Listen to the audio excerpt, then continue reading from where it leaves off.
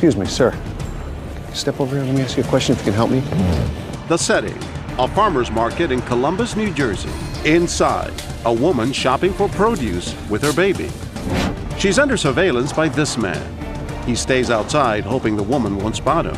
He solicits help from random shoppers. Ma'am, excuse me. I'm a recovery agent. He tells them he's a recovery agent, a fancy term for bounty hunter, and he needs help capturing the woman inside. Let me show you a picture. Hold on. I'm trying to ID somebody inside there with a blue jacket. Do you see the woman I'm talking about? And shoppers seem to want to help. Yeah. Have you ever used handcuffs? No. I'd sooner grab her and put her down. The bounty hunter needs positive ID and asks a shopper to take the wallet from the woman inside. If she walks away from that carriage and you see the wallet, just pick it up and walk it out to me, okay? You're a cop, so I'm not going to get in trouble? Let me show. Come over here. Okay. All right. This is what our bounty hunter flashes, a badge we bought online, no questions asked, and it offers no legal authority.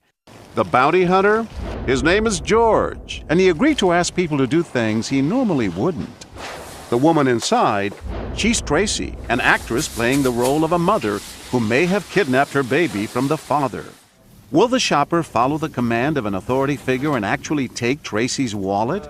She goes inside the fruit stand, and when Tracy turns her back, she swipes her wallet and brings it back to the man with the badge. Now, why in the world would anyone follow the orders of a stranger? I said, I'll take her down. I'll just throw her down. What's the lesson? Did you learn something here? Yeah. The bad lesson is, showed me a badge that anybody can buy. And almost anybody can be duped. The idea for testing the power of an authority figure came from a shocking true story. An assistant manager at a McDonald's received a call from a man claiming to be a police officer. He told the manager to strip search a young employee who he said had stolen a purse. The manager never questioned the man's identity and blindly obeyed. And it didn't stop there. The caller told another person at the restaurant to make the naked employee do jumping jacks. She was spanked and told to perform sexual acts.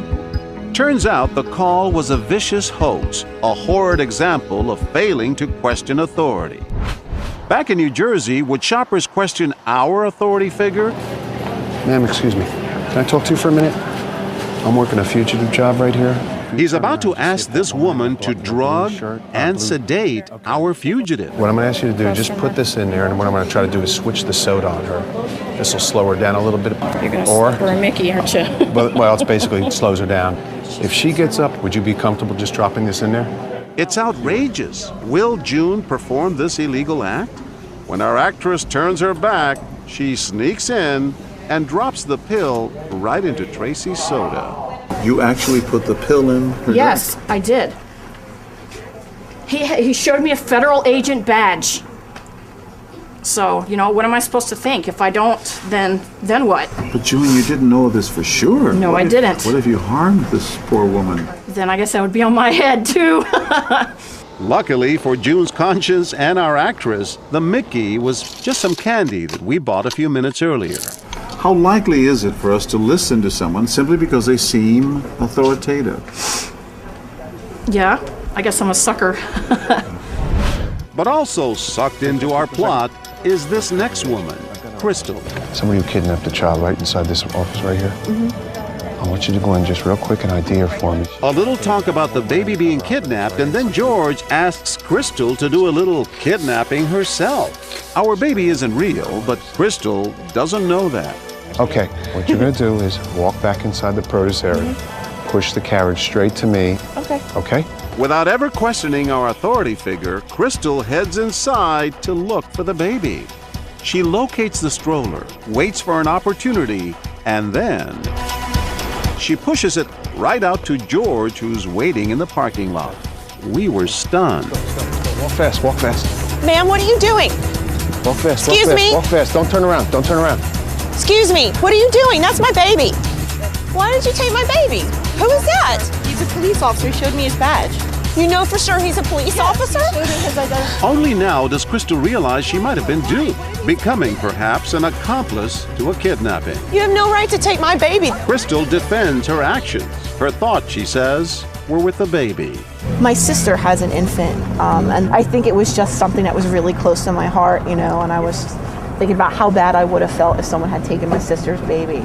Experts say empathy often determines whether people will act. And that's definitely true with this man. Chris Blackman is a father of a 6-month-old. We had him out yesterday. cold. Yeah, he's got a little snifflies on. Yeah, that's what he has too. Yeah. And he's drawn to our actress before our bounty hunter even approaches him, because she appears to be a new parent too. What day was he born? 35. I'm losing my brain. Yeah, like the 7th. My name is Chris. But, sorry, I come Tracy. around here once in a while. Tracy. Tracy. Yeah, Nice to meet you. We didn't think there was any way Chris could be recruited to help our bounty hunter. He and Tracy, after all, were bonding so well. But watch what happens next. Excuse me, sir. Can I talk to you? I'm a recovery agent. I saw you talking to that girl in there with the blue jacket on. Yeah. I know she got real friendly. Right. She's wanted for kidnapping. She didn't know the date of that birth either. She's got a warrant for her arrest. I understand. Chris is torn. Does he believe the friendly mother of a baby, or a man who claims he's a bounty hunter? Do you have a police officer? I don't yet. They're coming. They're on the way. I need That's that first. Okay. Well, Before I I can don't do anything, I need a police officer that's going to confirm what you're telling me. Of the 22 shoppers we confronted, Chris is the only one who really questions our authority figure. Well, I don't have a police officer here now.